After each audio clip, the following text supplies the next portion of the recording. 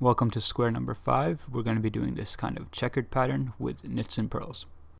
Our yarn is 11 wraps per inch, DK weight. Our needles are 3.5 millimeters, US number 4s. Just to switch things up a little, we're going to be doing a cable cast on. So you won't be needing much of a tail when you perform your slip knot. Just be sure to pull this slip knot from the working yarn, that is the yarn leading off to the yarn ball. And if you desire a more comprehensive tutorial about this cast on, I have prepared a video about it. You can activate it by clicking that little video in the top left. But we will be covering it right here, right now. So first off, tighten your slip knot. Make sure it's not too tight or else it's going to be hard to knit the first round. And be sure that you are selecting your working yarn and not that little tail end when you begin to cast on. So grab your other needle and get into position, just like as if to knit, and then put your right needle through knitwise, grab the working yarn, pull it back through the slip knot, and place that back on the left needle like so.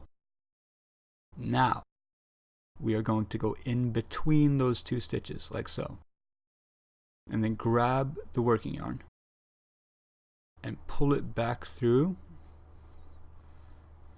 just like a knit, and then place it back on the left needle, making a new stitch, and then go in between again, pull it through the working yarn, that is, and place it back on the left needle once again. So you can see here now the needle is in between the two stitches. And if any of this isn't making sense, a link to the video tutorial describing the cable cast on can also be found in the description.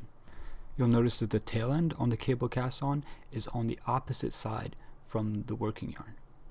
Just a quick note there. So let's count over our stitches, and we want 22. So it's 2, 4, 6, 8, 10, 12, 14, 16, 18, 20, and 22. So we're right on the money, and we're ready to begin. So we're gonna get into position and slip the first stitch purlwise. You see that symbol top left? You can click on that for more information on slipping purlwise. Next, we're gonna knit 2. Once again, the symbol top left will give you additional information on how to do the knit stitch. After that, we're gonna purl 2. Once again, symbol top left, click information.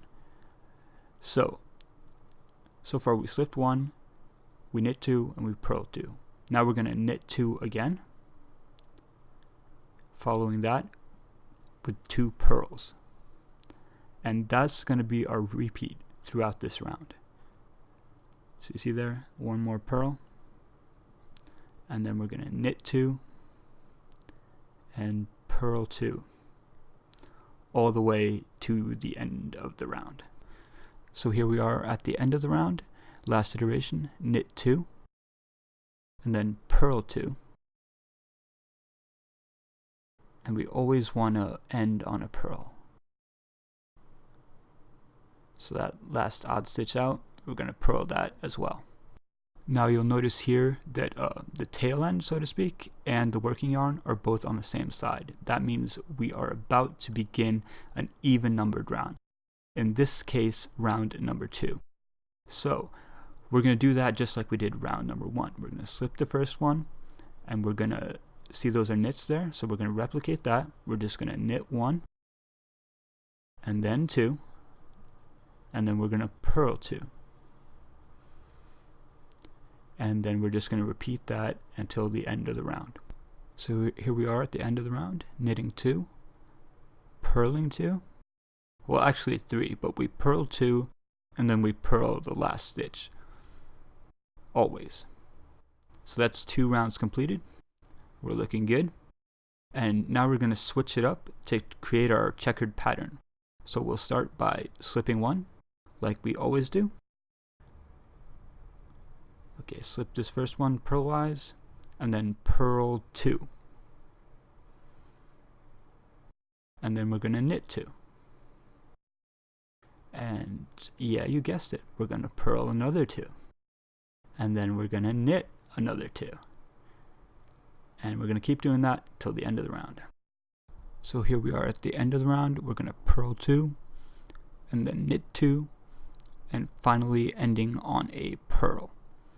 Okay, great. So that's round 3 completed, and we're just going to turn it around, and we're going to do the same exact thing on round 4 as we did on round 3. We are going to slip the first stitch, and we are going to purl the first 2, and then knit the next 2, and then we're going to repeat that. Purl 2, 2, there we go, and knit 2, all the way to the end of the round. Okay, here we are at the end of the round. We're gonna purl 2 and knit 2 again, and finally ending on a purl to give us that nice edge. So that's one iteration of the pattern completed. Moving right along to round 5, it is the same as round 1.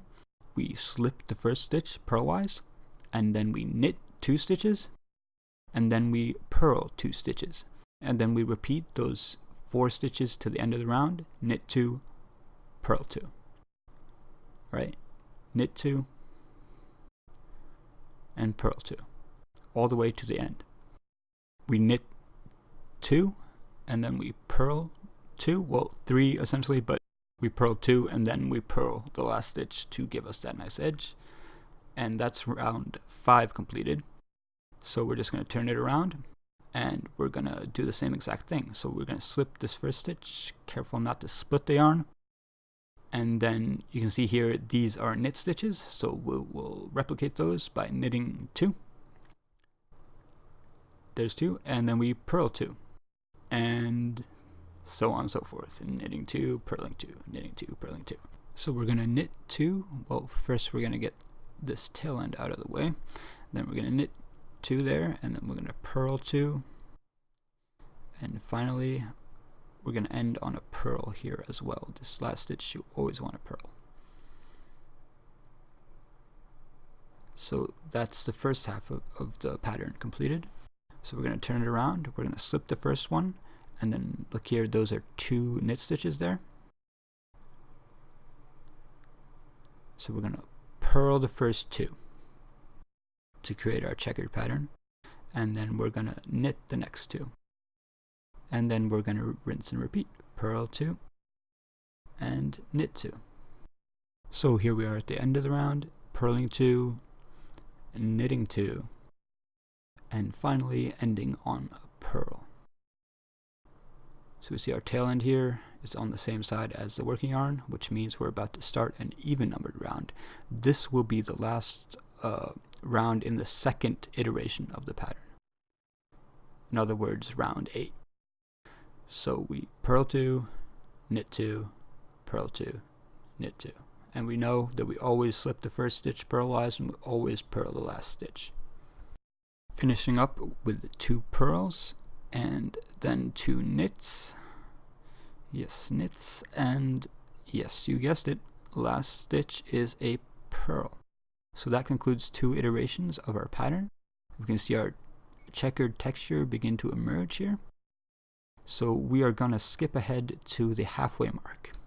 So at the halfway mark, we measure it out to be 5 centimeters, which is 2 inches. That's what we want. So we want to count our rows maybe. So we can just count these little checkers. That's 2, 4, 6, 8, and there's 10, 12, 14, 16. So 16 rows equals 5 centimeters with the tension I'm getting anyway. So let's move along. So moving on, we're going to slip the first stitch, and you can see these 2 stitches here are purls and those are knits. So we're going to switch that up by knitting the first 2 here and then purling the next 2. So this is round number 17, just to recap that. So we knit 2, purl 2, knit 2, purl 2. So here we can see I've split the yarn a little bit, which is not great. It weakens the work as a whole. So I want to just pick that back up and place it on my left needle to make sure I have the entire yarn in that loop. So knitting 2 and purling 2 all the way to the end. So finally I am going to end on 1, 2, and 3 purls, always purling that last one. So I'll turn it around, and just as in round number 2, I'm just going to duplicate what I see here, what I just did. So I slip the first and knit 2, and then purl 2, and then knit 2, and then purl 2, and keep going like that, ending up here on 3 purls once again. So 2 purls and then that last purl stitch. I turn it around and I begin the next phase of the iteration, which is to switch it up to 2 purl stitches in the beginning here, and then 2 knit stitches, because I see those are purls there. And I continue that repetition, 2 purls, 2 knits, all the way to the end. So this time I'm ending on 2 knit stitches, and of course the purl all the way at the end there. So we'll turn that around and repeat what we just did by slipping 1 and then purling 2. And then we'll get that last one, there we go. And then we knit 2. And then we repeat, of course. So we purl 2 and knit 2. And just keep on going like that. So we got our last 2 purls here. Ooh, that's a little split. There we go. There we go. Okay, and then 2 knits, and then a final purl. Okay, solid. So that concludes another iteration of our pattern here. So you just keep going like that, and if you need any kind of reference, you can always look at the chart down in the description. With that being said, we'll skip ahead to the end here and measure it out. We'll find it's 9 centimeters, so we're 1 centimeter short of being finished. So let's count off our rows here. 2, 4, 6, 8, and that's 10, 12, 14, 16, 18, 20, 22, 24, 26, 28 up there. Okay, so we're a couple rounds short of being finished here, so let's just go ahead and finish off. So we'll begin by slipping the first stitch purlwise, and you see these are 2 purls here, so that's a completed iteration. So we begin again with a knit and a knit and a purl, and then continue knit, knit, purl, purl, and so on.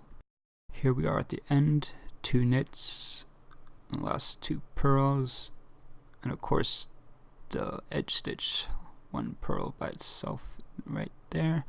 And we turn it around and we do the same exact thing. So this will be our last round before the bind off.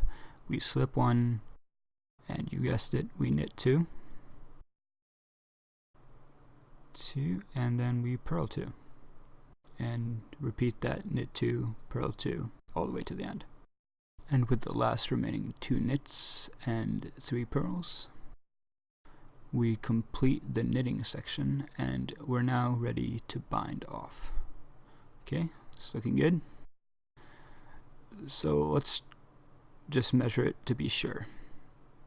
And yeah, it comes out to about 10 centimeters, which is 4 inches. So I'm happy with that. So let's move along and perform a very standard type of bind off here. We're going to slip the first stitch, make sure we have plenty of slack, and then we're going to knit the next stitch.